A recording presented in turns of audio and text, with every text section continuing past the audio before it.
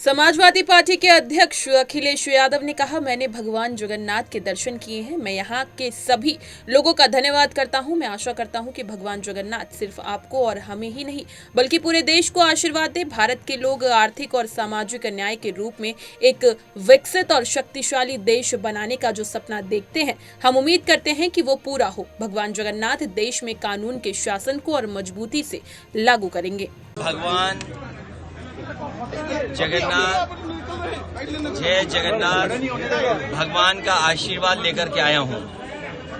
भगवान का जहाँ मैंने आशीर्वाद लिया है, वहीं यहाँ के पूजनीय सम्मानित हमारे पुजारी लोगों ने और स्थानों को भी दिखा करके और जो पूजा पाठ या और जो हमारे जय जगन्नाथ भगवान के हिसाब से जो कार्यक्रम होते हैं वो संपन्न कराने का काम किया है। मैं यहाँ के सभी लोगों का बहुत धन्यवाद देता हूँ और प्रेस के लोगों के आने का भी मैं धन्यवाद देता हूँ, क्योंकि जब भगवान का दर्शन करें और आपके माध्यम से पूरा देश न जाने भगवान के दर्शन किए तो बात अधूरी रह जाती है। आप लोग आए, आप लोगों के माध्यम से भगवान का जो दर्शन किया है, लोगों को भरोसा हो गया होगा कि हम लोग यहाँ दर्शन कर करके आ रहे हैं। आपके माध्यम से लोग और जाने तो ये अच्छी बात है और मुझे उम्मीद है कि भगवान जगन्नाथ न केवल हमारे आपके कल्याण करें बल्कि समाज और देश का भी कल्याण हो। जो सपना भारतीय लोग देख रहे हैं कि दुनिया में सबसे ताकतवर देश आर्थिक रूप से, सामाजिक न्याय के रूप से ये भारत हो, और जो हमारे आज के समय पे चीजें हैं, जहां हमारा संविधान है, हमारा भारत है, हमें उम्मीद है कि कानून का राज भगवान जगन्नाथ देश में और मजबूती से लागू करेंगे।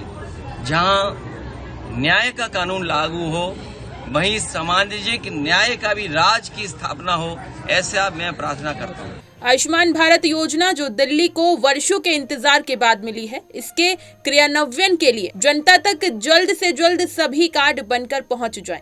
इसके लिए हमने आज बैठक रखी। सभी विधायकों को काम सौंपा गया। दिल्ली के हर कोने में 1139 आरोग्य मंदिर जो खोले जाने हैं, उनकी जगह की पहचान करने के लिए तुरंत काम शुरू होना चाहिए, क्योंकि पिछले सरकारों ने जो समय गंवाया है उसके कारण दिल्ली को बहुत नुकसान हुआ है। भारत जो दिल्ली को वर्षों के इंतजार के बाद मिली है, उसके क्रियान्वयन के लिए जनता तक जल्द से जल्द सभी कार्ड बनके पहुंच जाए। इसके लिए आज की हमने ये मीटिंग रखी, जिसमें सभी माननीय विधायकों को काम सौंपा गया है कि अपने अपने क्षेत्र के परिवार जिनके आयुष्मान कार्ड बनने हैं वो कार्ड बनवाने में उनकी मदद करें। 70 साल से ऊपर के जो बुजुर्ग हैं, जिनको हमने पूरा उनके स्वास्थ्य को केयर टेकिंग करने के लिए जो योजना भारत सरकार की और दिल्ली सरकार की है, उसके कार्ड बनाने का काम शुरू कर रहे हैं। और साथ में आरोग्य मंदिर जो प्रत्येक विधानसभा में दिल्ली के हर कोने में 1139 आरोग्य मंदिर जो खोले जाने हैं, उनकी जगह आइडेंटिफाइड करने के लिए तुरंत ये काम शुरू होना चाहिए, क्योंकि पिछली सरकारों ने जो समय गंवाया है उसके कारण से दिल्ली का बहुत ज्यादा नुकसान हुआ है।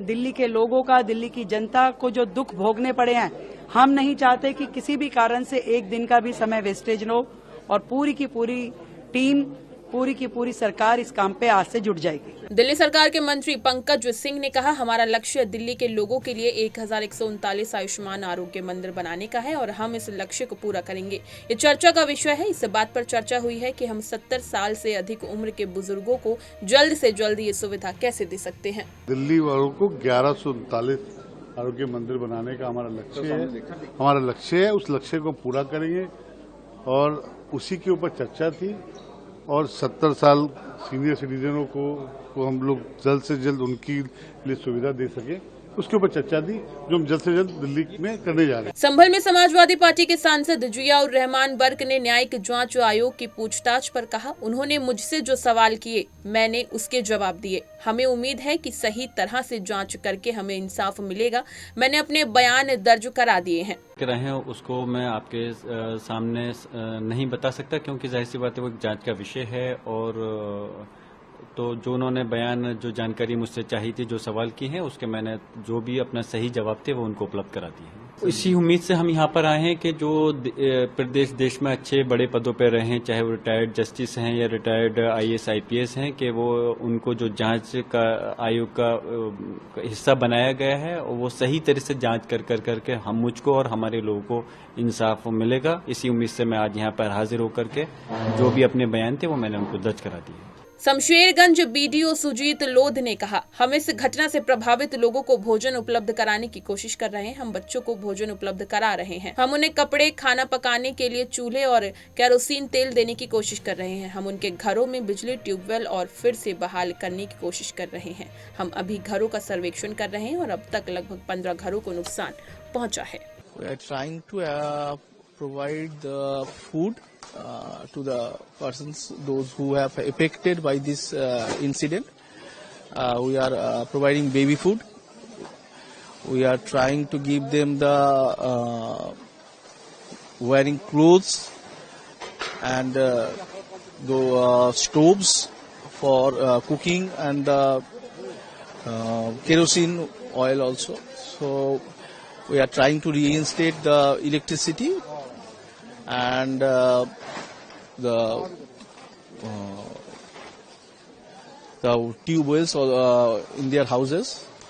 So we are trying in each and every aspect from our views. We are trying